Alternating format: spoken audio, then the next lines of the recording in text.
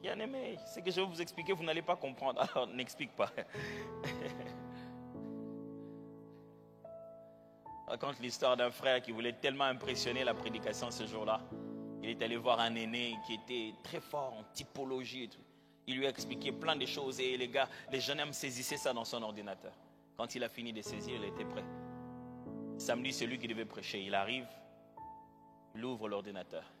Il dit, bien aimé, je veux vous choquer aujourd'hui. Dieu est une femme. Ah, ça a choqué. Je vais développer. Il rentre comme ça, l'ordinateur était déchargé.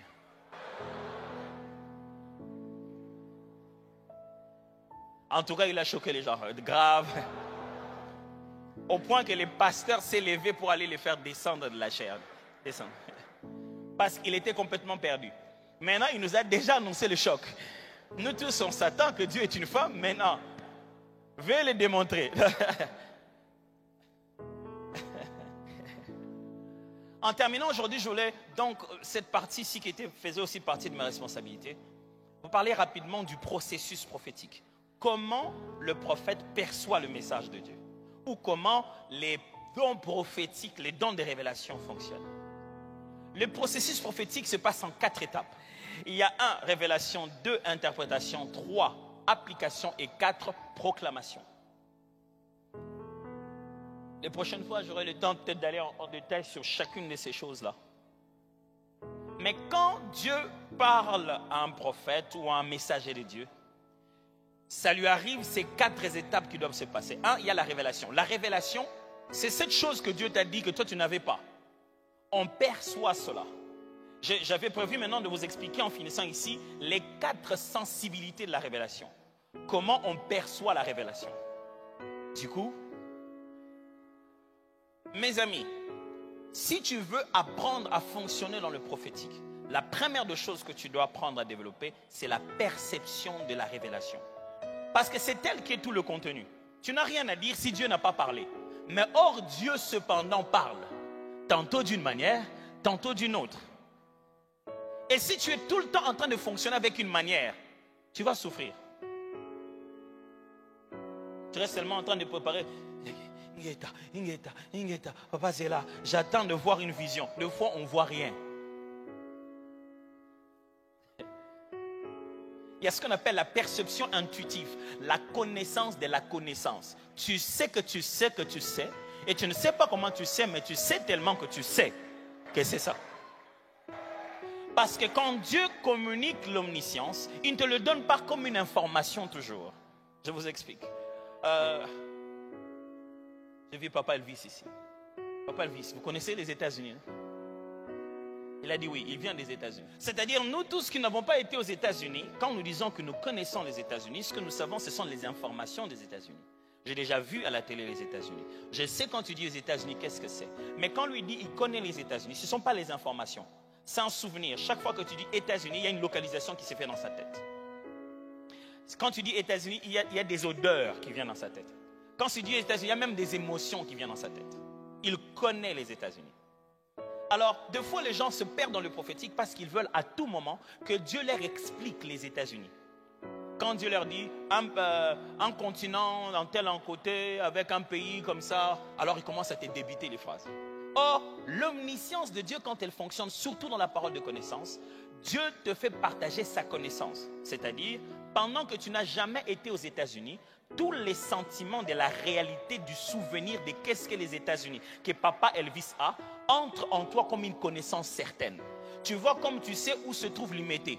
Tu commences à savoir comme ça où se trouvent les rues des États-Unis. Et ça, ce n'est pas venu par information. C'est venu par une certitude de la certitude. Tu es juste en train de dire, toi tu es quatrième de la famille, tu n'as rien vu. Quelque chose en toi te dit, Yaz à la 4e de la famille. Comme tu connais des gens, comme tu connais aussi cette situation-là. That one was too hard. I can feel that. Mais c'est pas grave. Pour que je finisse rapidement, sans finir, il y a donc la révélation. Cette partie où Dieu te donne un souffle particulier. Tu ne peux pas justifier la révélation. Mais pourquoi Dieu ne t'a pas parlé comme ça? Ce n'est pas moi, c'est lui. Moi, je me suis juste rendu disponible et j'ai reçu. Quand Dieu t'a parlé, tu avais vu quoi? Je n'ai pas vu. Je sais. Vous savez de quoi je parle ici?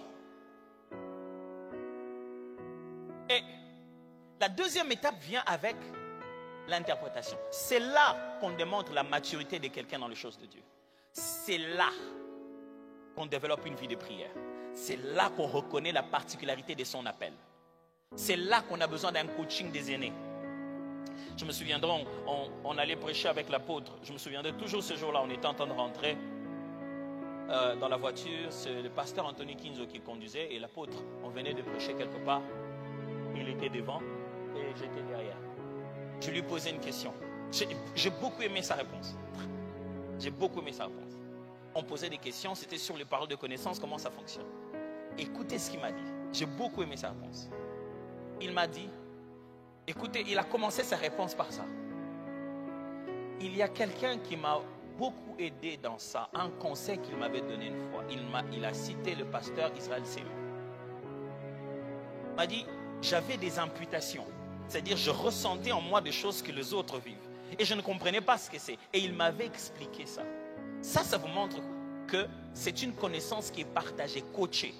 Ce qu'il me dit n'est pas seulement ce qu'il sait, mais c'est aussi ce qu'on lui a appris et qui lui a ouvert. En me donnant cette connaissance, en 7 secondes, il ne savait pas comment il était en train de m'ouvrir tous les yeux comme ça. Ouh. J'ai compris tout ce qui m'arrivait. Alors, dans l'interprétation, c'est là que vous reconnaissez la maturité de quelqu'un.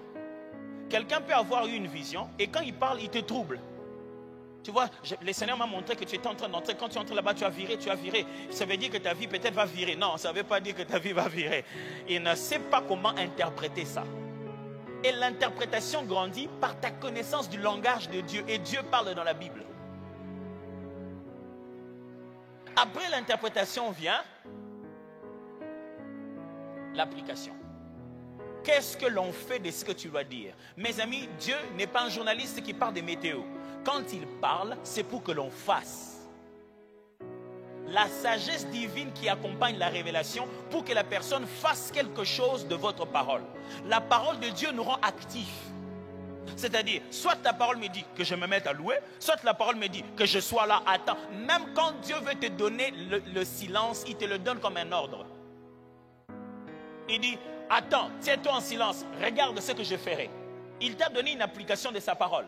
Il dit, la meilleure attitude de la saison, tais-toi, reste silencieux. Mais la parole vient toujours avec une application. Alors j'aimerais vous supplier de croire, surtout nous autres, le jeune prophète, j'aimerais vous supplier de croire, mes amis, que l'offrande n'est pas la seule application de la Bible. Surtout pas. On dirait que quand ces messages interprétés, donnés, qu'est-ce que Dieu veut? Que tu donnes une offrande. Comment Dieu?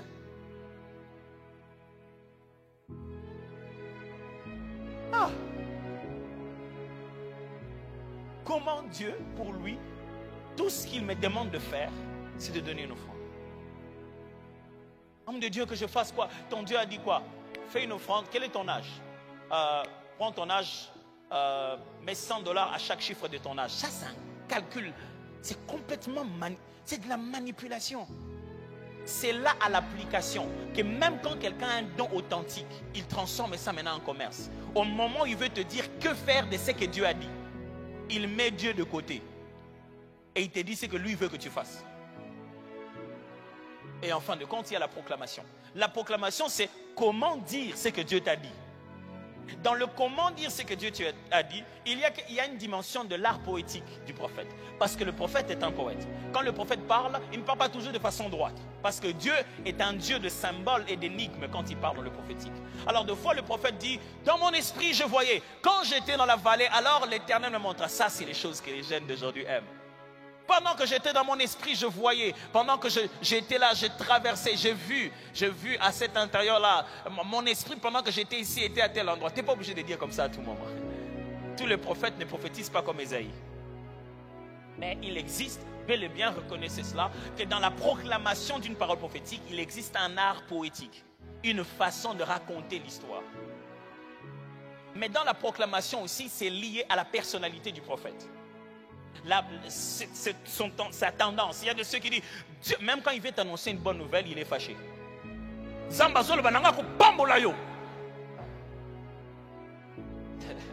Et toi, et il y en a d'autres qui sont doux tout le temps. Même quand il vient t'annoncer un malheur, le Seigneur m'a dit, il va te frapper.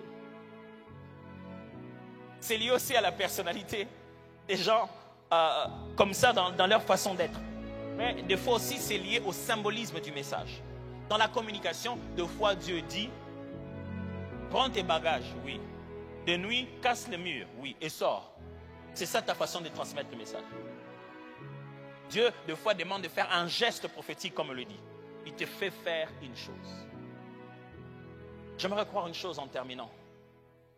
J'aimerais croire que la raison pour laquelle le Seigneur a ouvert ces chapitres du prophétique à Dalo Ministries, c'est parce qu'il faudrait que quel que soit le ministère dans lequel tu es appelé, tu saches que tu es porte-parole. Qu'on t'appelle pasteur, docteur, quel que soit ce que tu fais, que tu saches que fondamentalement ton premier rôle, c'est que tu es prophète. Les paroles de l'Éternel qui bouillonnent dans ton cœur, tu dois apprendre à les dire. Quelquefois, Dieu donne un message puissant, prophétique pour une grande nation, mais pas par quelqu'un qu'on appelle prophète, juste par quelqu'un que Dieu a envoyé. Et chacun d'entre nous, quel que soit l'appel de ton ministère, sache que tu es un envoyé de Dieu. Alors, ne te dis pas, les choses-là d'écouter Dieu, ça c'est pas nous. Nous, on prêche la Bible seulement. Et puis, avant de prêcher, tu nous dis, avant de monter ici, je voulais prêcher quelque chose. Mais le Seigneur m'a convaincu, j'ai changé de prédication. Le Dieu qui te fait changer de prédication, il connaît aussi l'adresse exacte des gens et les problèmes qu'il y a dans leur corps. Mes frères, c'est notre seul ressort. Si vous obéissez pas à l'esprit et au prophétique dans ce 21e siècle, mes amis, vous n'allez pas continuer à vivre le ministère. Le combat dans les ministères aujourd'hui, ce n'est plus juste le combat de les gens font des réunions, ils font des rencontres, ils organisent des stratégies, ils envoient des méthodes, ils initient des programmes, ils infiltrent ton milieu. Les gens fonctionnent à la James Bond. Juste parce qu'ils veulent nuire à ce que tu as de Dieu là. Et ils sont patients en train de faire ça. Moi, je croyais que c'était que le travail du diable seul. Maintenant, même les êtres humains fonctionnent de manière diabolique en pleine journée. Autour d'un café. Citant ton nom, mettant sur pied des stratégies, se donnant des job descriptions de comment il doit infiltrer ton milieu, cherchant sur Facebook les personnes dont le visage sont le plus proche du tien, infiltrant leur milieu, devenant ami de quelqu'un qui est ton ami sans que tu saches qu'il est devenu son ami pour toi. Tout cela parce que de plus en plus de gens veulent donner l'impression qu'ils sont des serviteurs de Dieu pendant qu'ils ne le sont pas. Mais ils trouvent que ça marche tellement qu'ils veulent utiliser ça pour manipuler le peuple de Dieu. Et si tout le monde n'est pas comme eux, on risque de voir la différence. Ils font tout de leur mieux pour mettre la même voile, le même voile qu'il y a sur eux, aller jeter ça sur tout le monde. Mes frères, si l'esprit ne te dit pas, va à gauche, va à droite, même quand tu es prudent comme un serpent, tu ne peux pas vivre dans ce milieu. Mes frères, je vous en supplie, restez sensibles à l'orientation de l'esprit. Ne faites pas parce que tout le monde a fait, ne faites pas parce qu'on fait d'habitude. Devenez des prophètes. Est-ce qu'il y a un prophète qui m'entend ce matin?